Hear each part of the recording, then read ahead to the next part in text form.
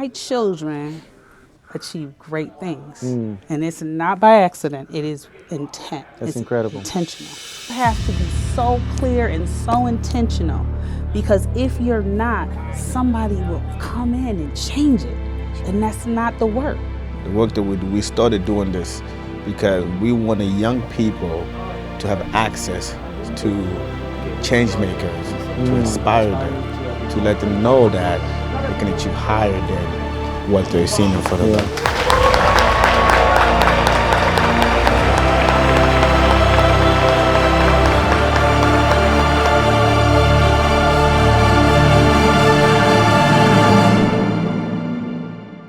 Would you tell us a little bit about what inspired that work and the impact it's having in the world?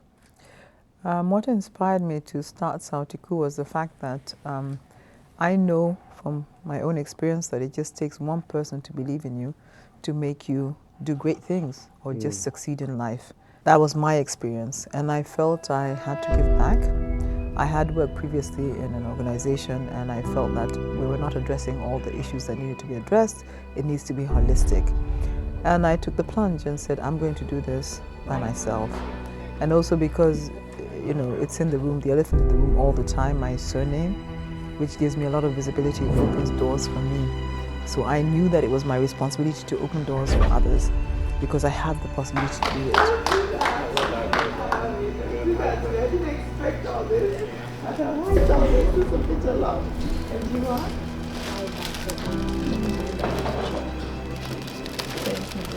Hi, nice to meet you. Nice to meet you too. Thank you so much. Hi, how are you? I didn't expect all this. What an honor. I don't know if I should bow or slap or whatever. No, don't do anything. Hi, how are you? Nice to meet you. Thank you. Thank you so much for the effort and for inviting me. Thank you so much.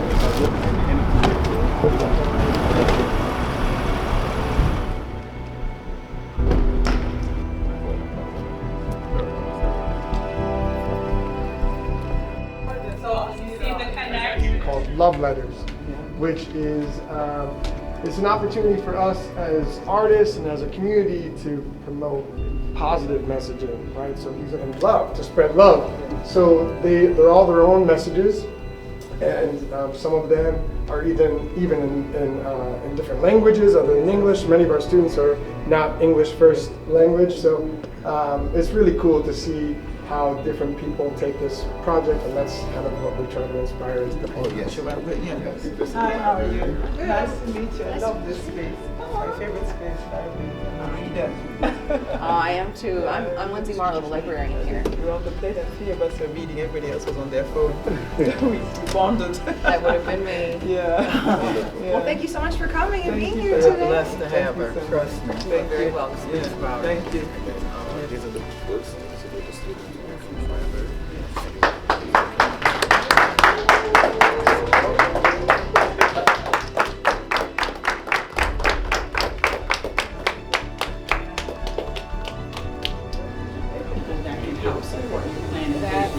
And I'm just so proud of Combi, and I'm so honored to sit on the board.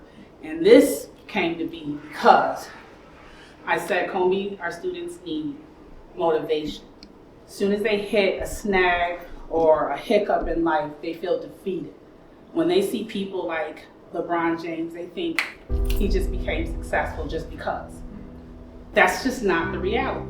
They need to hear from people who have achieved high levels of success, but in their path to success, they had things that they needed to overcome. So that's where the idea of the International Jumuiya Speaker Series came. We want to bring successful people in front of our students, specifically our juniors and seniors, right before they graduate, and let them tell their story and allow them to plant seeds in our students' minds and hearts so that they know success is not overnight. Success is something that will come. When it comes, be ready for it. Michael Humley. He is an aspiring podcaster. Vice President for our student government here at the school, and I'm also the media manager. I aspire, like my mom said, to be an entrepreneur, and I'm planning on going to Temple University. One of the things that the school gifted me with was my boy Combi right here, he blessed me with the opportunity to go visit iHeartRadio, the Breakfast Club in New York City. So I can't wait to go out there pretty soon. I'm proud of you guys, and I'm proud of every single student in Buffalo. Wow. She's an expert. 1, 2, 3. We are MST And BPS. and BPS.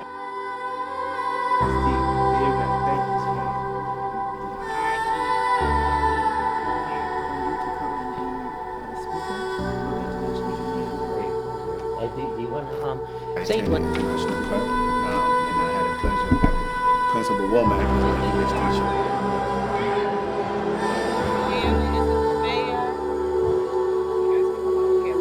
Ryan, this is where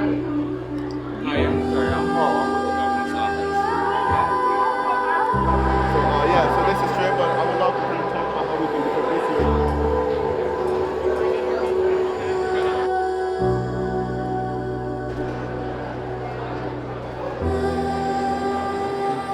So we know that when they graduate, they are motivated. Something that Principal Womack always says is that she wants her students to have a plan. Yeah. When they graduate, are you going to go to college, trade school, or other means of workforce or institute? Yeah. So we want to be part of that, journey. We want to help with that journey as well. And then we believe at International Jumuiya, by having our speaking series, we are putting a seed into these kids' heart to achieve higher. I talked to a mother who was here to support her child, and she wanted to hear Dr. Obama speak. And I said, are you familiar with International Jumuiya? She said, yes, I've come to at least 2 of the lectures. And she said, for me, the MST family is partnering with me to make sure my child is successful. Oh, man. But International Jumuiya gives us an accelerant. She said it puts Man, that gas makes my in the heart. tank. I thought Thank that you. was powerful. Thank you for So sharing she that. saw MST as her partner to raising her child, and she saw your organization as an accelerant to promote what was happening in the school and at home. I saw how you lit up when you met the team from International Jumuiya. These are, I think all of them are under 25. And what does it mean to you to see this younger generation rising up to take leadership and make an impact in the world? I think it's really powerful, and I'm in awe because I just keep having to ask myself, and I don't want to be ashamed, and thank God I'm doing something now that is impactful. But when I hear the ages, I ask myself, at that age, what was I doing? I was only concerned about myself and me and what I'm doing. And these are young people who are extremely young and are doing a lot to help their peers, people who are just a few years younger than them, and they have a big impact. And what is even more impressive is that they manage to convince us, the older generation, to come on board.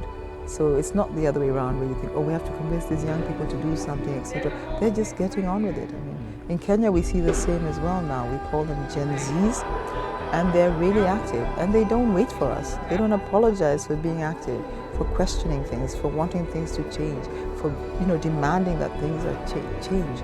And this is for me really exciting times. I'm really happy, and I think my foundation really has the appropriate name, Powerful Voices. These are powerful voices that are moving mountains. If you had to look out to all of the future leaders of International Jumuiya, the future leaders that are going to come out of the MST here in Buffalo, what would you say to them? I say, be patient. Believe and be confident. Because I know sometimes because of our situation and financial status, we lose that. Be confident and always know you don't have to do it yourself. You have friends, you have families, you have former teachers, former co-workers, people in everyday life that are willing to help. And also remember to be nice, be kind. That plays a long way into becoming a leader. Be understanding. If nobody's perfect, everybody makes mistakes.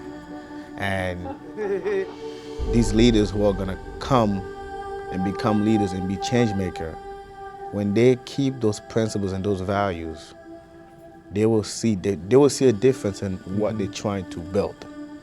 It's not gonna be easy, but it's not impossible. You can still do it with these principles. And like I said, patience is virtue. Patience fix a lot of things. That's good. Thank you so much. Hey, thank you. Thank you.